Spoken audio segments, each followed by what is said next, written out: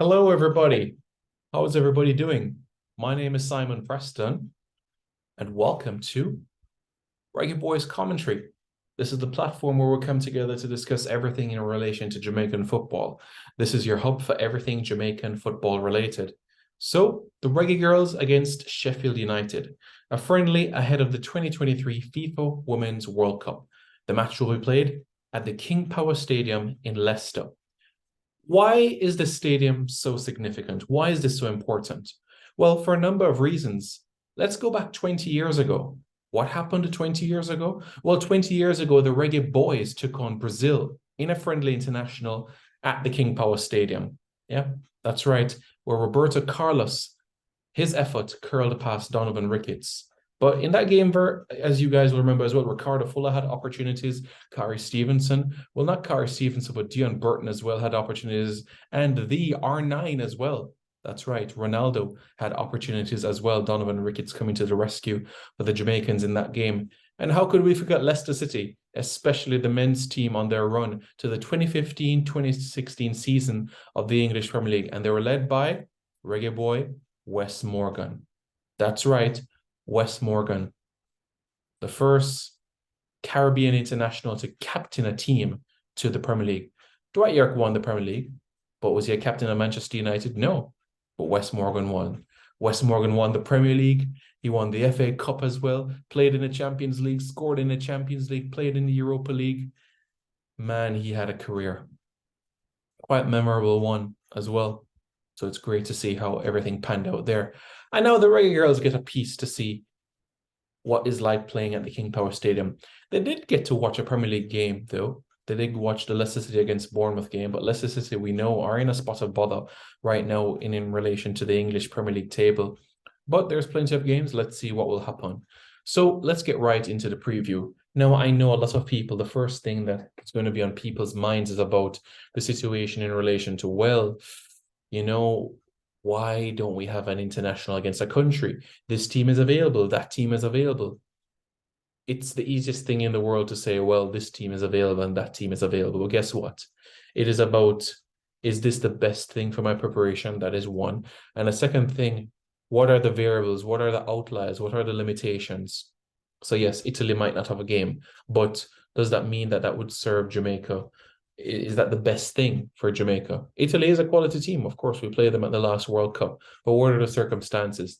Does that mean that it's going to be a heck of a traveling situation? What about the Schengen visas? Yeah, and that challenge there as well. But if you ask me, I'm happy with this window with only having one friendly. Why? Because it allows the team to work on the tactical aspect of the game. The World Cup is around the corner, just around the corner. May, June, July. 3 months and a couple of weeks away. And guess what? It's World Cup time. So right now is the perfect period. You have the players together and you can work on how we're going to approach the French, the Brazilians, and also Panama as well. The French, new head coach, Hervé Renard. What does he demand? Fitness. We have to be fitter than the French. Brazil, we saw the game against England, right? Yeah, beatable team, Brazil. And Panama, a team that we have defeated before in women's football and a team that we are capable of defeating. And we have a good record against Panama in women's football as well. So how do we ensure that we continue the improvement that we're doing and make sure that we make the solid progress that we are to have a historic run to the round of 16 of the 2023 FIFA Women's World Cup? For me, that is the purpose of the camp. And the friendly is the icing on the cake, the cherry on top. Why? Because the Jamaican diaspora in the Midlands, in the North, in the South, will be able to merge in the middle on Easter Monday to give the Reggae Girls the support that they need. Professional football players of Jamaican heritage will be at the game. Former Reggae Boys will be at the game.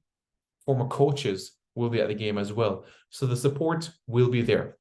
And again, my fellow Jamaicans all across the United Kingdom, whether you are in Manchester, whether you are in Yorkshire, whether you are in the Northeast, whether you are in Cumbria, Macclesfield, Cheshire, Bristol, Cornwall, Hampshire, Southampton, Surrey, Oxfordshire, Cambridgeshire, Gloucestershire, Northamptonshire, Hertfordshire, Herefordshire, Shropshire, Rutland, wherever you are across the UK, please, please gather in Leicester on Monday. Please gather in Leicester on Monday to watch the Reggae Girls. Please. And I promise you, you won't regret it. You won't regret it at all. It's going to be a fantastic, fantastic affair of good football. So let's talk a little bit about Sheffield United. Yes, they're not a WSL club, but they do have players that can create havoc. They do have players that can create dangerous moments from the Jamaican standpoint. Absolutely. And they do have players that can cause danger. So I'm fully aware about that. And I know Sheffield United, especially the women's team, they're looking forward to playing Jamaica, and they're putting out all the stops to ensure that they can make progress, right? So Sheffield United women, they're ninth in the second division, the championship of women's football. Their last game was against Bristol City, which they defeated by a 0-0. But on March 26th, they lost 3-2 to Lewes, and they've conceded basically 5 goals within their last 4 games. So they're conceding minimum a goal per game. So they have a mistake in them, at least.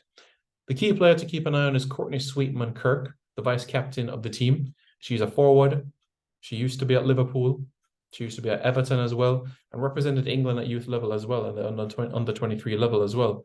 Born in Leicester and will be familiar with the surroundings quite well. Sophie Haywood, for me, is also a gem in the squad. Born in Hull, was at Notts County, went to Aston Villa, and now plying her trade at Sheffield United. So up front, that's where the strength lies.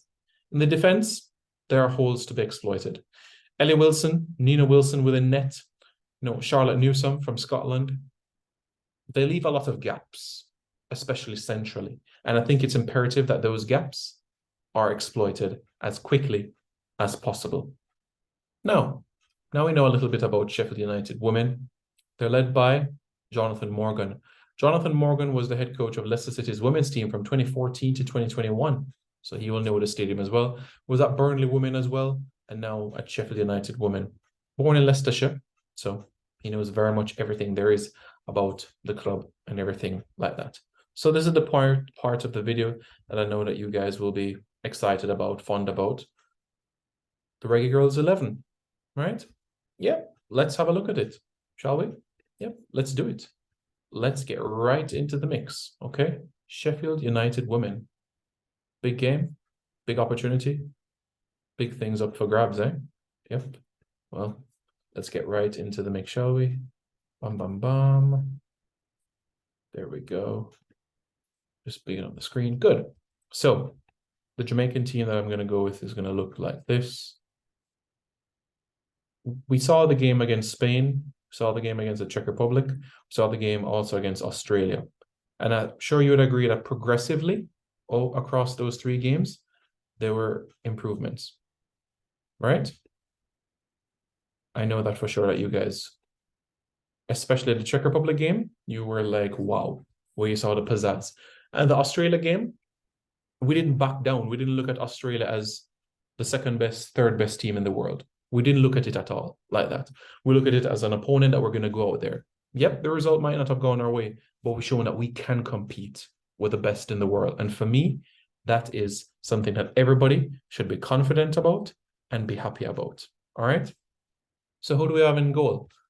I'm going to go with Manuel Neuer, a.k.a. Rebecca Spencer. Rebecca Spencer in net.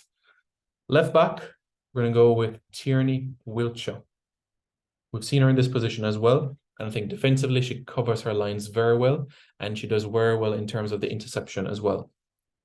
At left centre half, I'm going to go with Alison Swaby. For me, one of the important assets and ingredients of this team.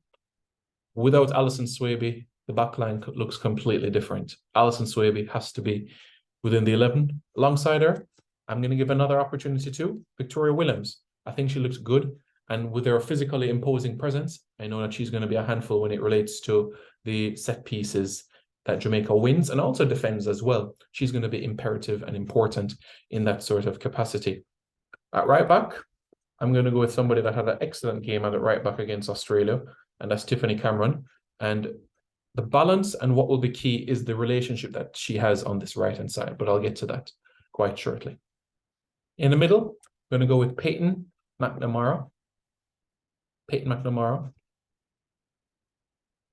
And alongside her, we're going to have Havana Salone. In front of them, we're going to go with the maestro, that is Drew Spence. And the front three, we're going to go with, on the right, Shayna Matthews. On the left, I'm going to go with Cameron Simmons. And number 11, Khadija Bunny Shaw. So 4-2-3-1, 4-3-3, if you want to look at it from that standpoint as well.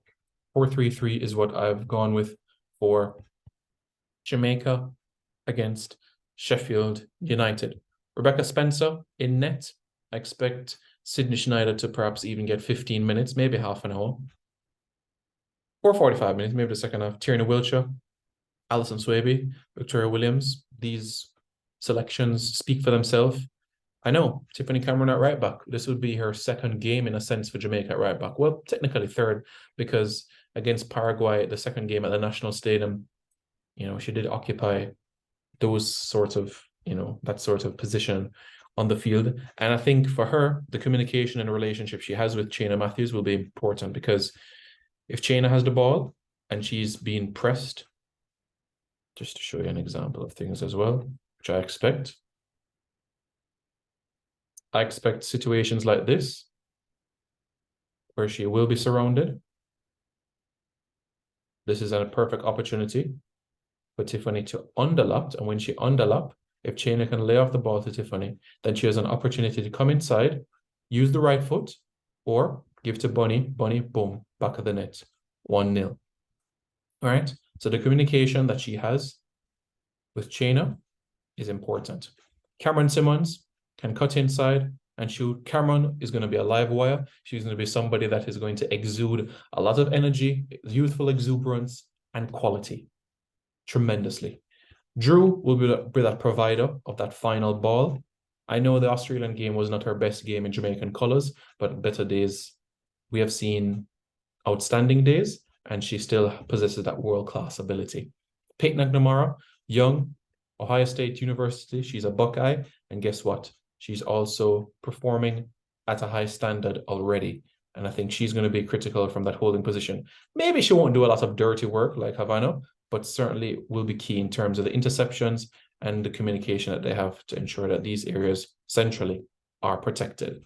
So that's how I feel from that standpoint. So, Reggae Boys, Reggae Girls fans, what are your thoughts? For me, I'm going to go with Jamaica 3, Sheffield United women 0.